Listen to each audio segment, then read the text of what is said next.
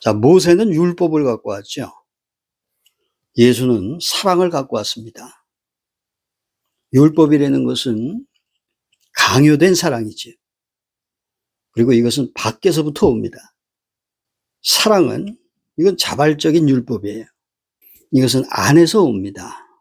모세는 문명화시켰어요.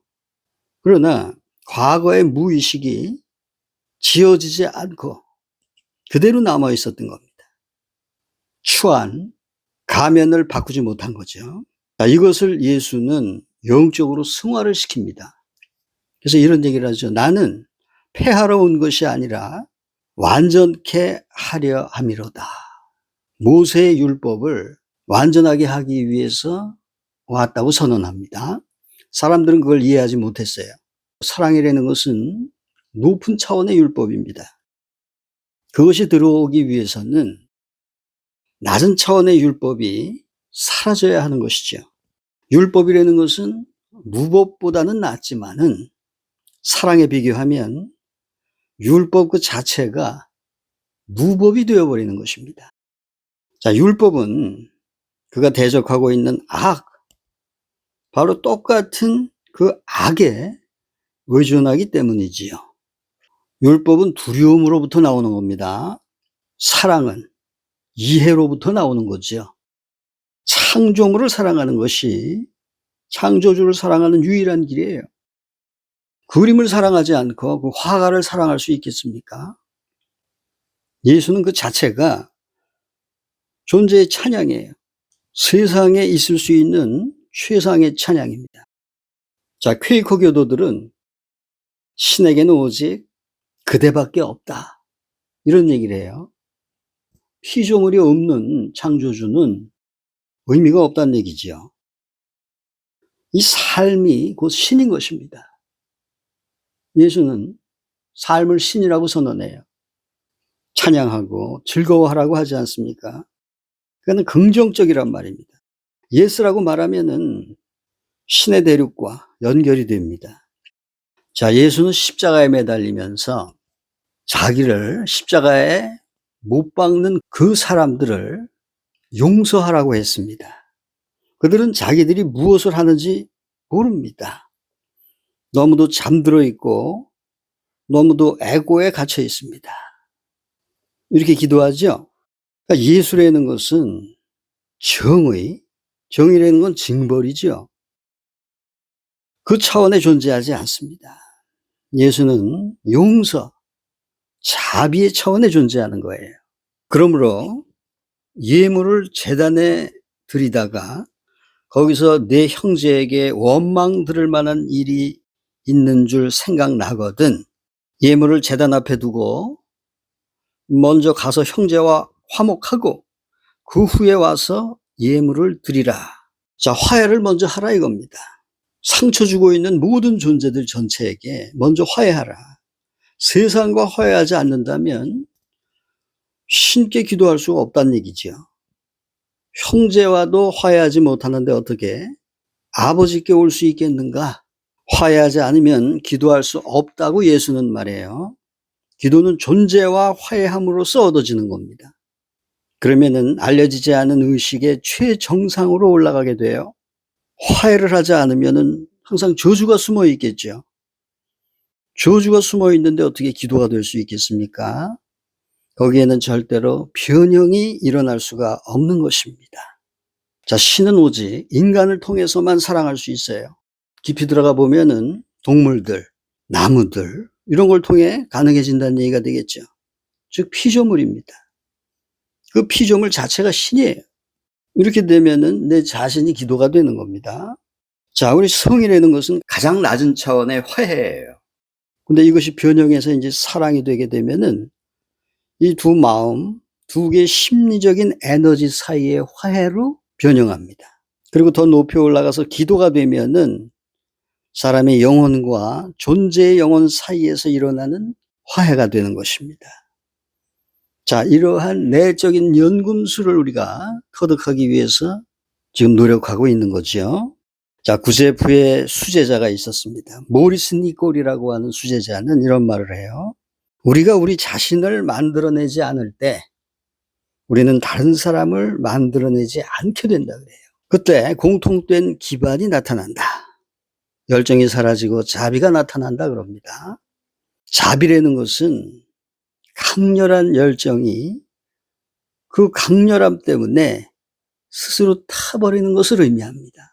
그러니까 열정은 평정을 거쳐서 자비로 변형돼야 되는 거예요.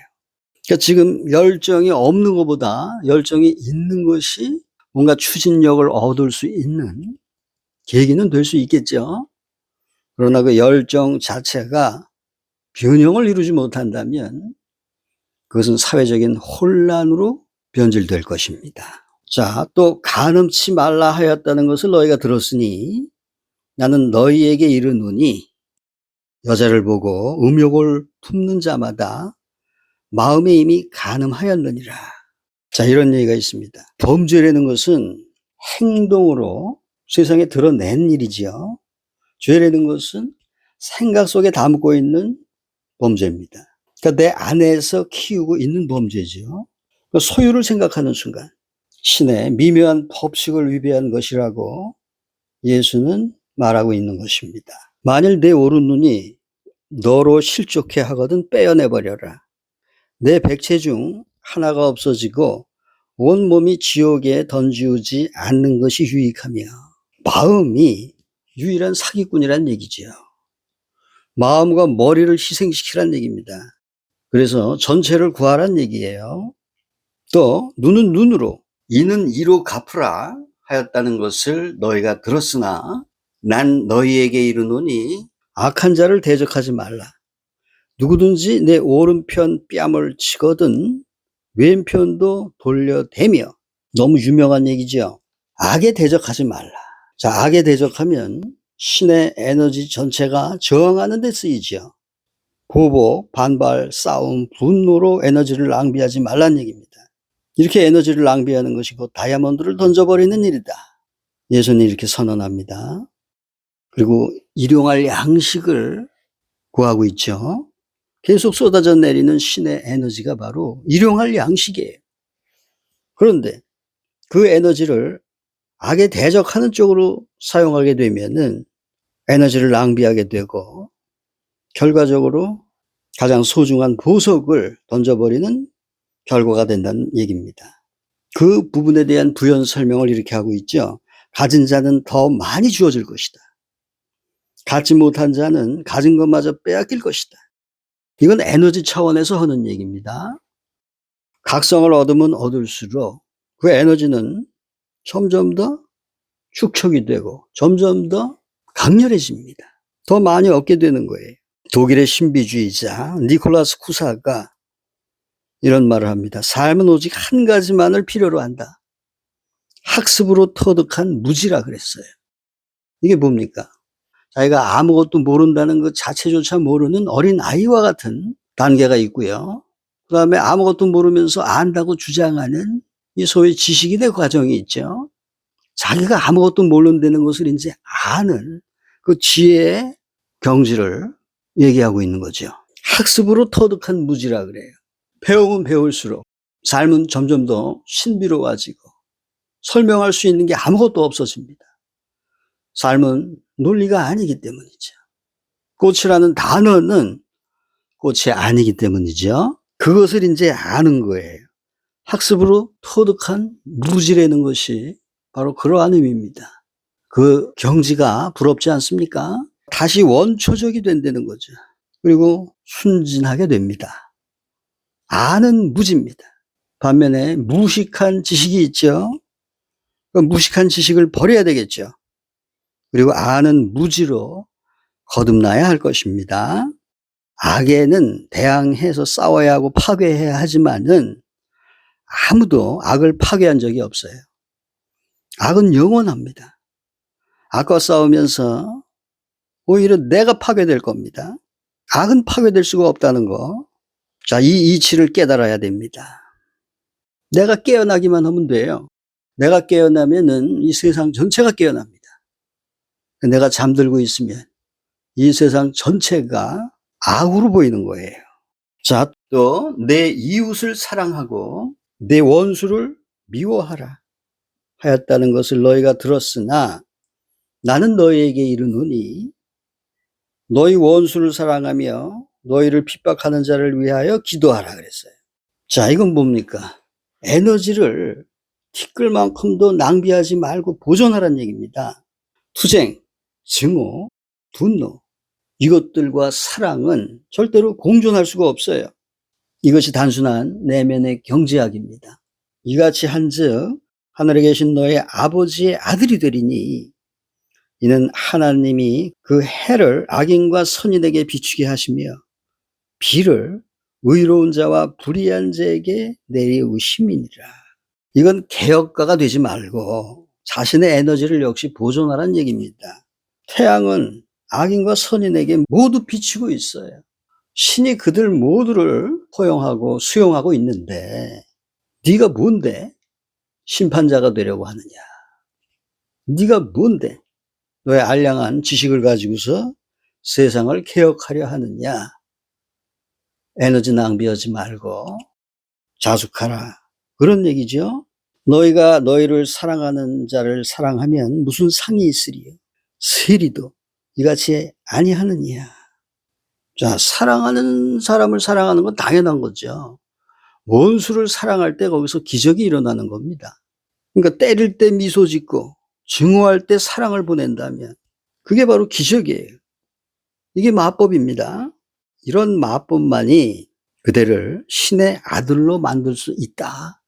예수는 지금 그런 말을 하는 거예요. 그러므로 하늘에 계신 너희 아버지의 온전하심과 같이 너희도 온전하리라. 자, 신으로부터 나온 모든 것들은 완전하죠. 이미 이 세상은 완전한 거예요. 그러나 우리의 논리가 들어오고 우리의 지식이 들어옴으로써 자기보다 더 큰 것을 알 수가 없잖아요. 자기보다 더 큰 것이 될 수가 없는 겁니다. 그러다 보니까 이 세상이 불완전해져 보이는 거예요. 이 세상은 완전합니다. 그 완전한 이 세상을 재발견해야 돼요. 그것은 이미 지금 그리고 여기에 있습니다. 허파에 산소를 가득 채우고 일어서면서 숨을 깊이 들이쉰 상태에서 한번 멈춰보세요. 정수리가 서늘해지면서 자지러지는 전율이 일어나게 될 것입니다. 그 하나를 알게 된다면 모든 경전의 궁극이 그것을 가리키고 있다는 것을 알게 될 것입니다. 굿비어는 지금 앵무새처럼 떠드는 것이 아니라 체험을 기반으로 자신의 삶을 나누고 있는 것입니다.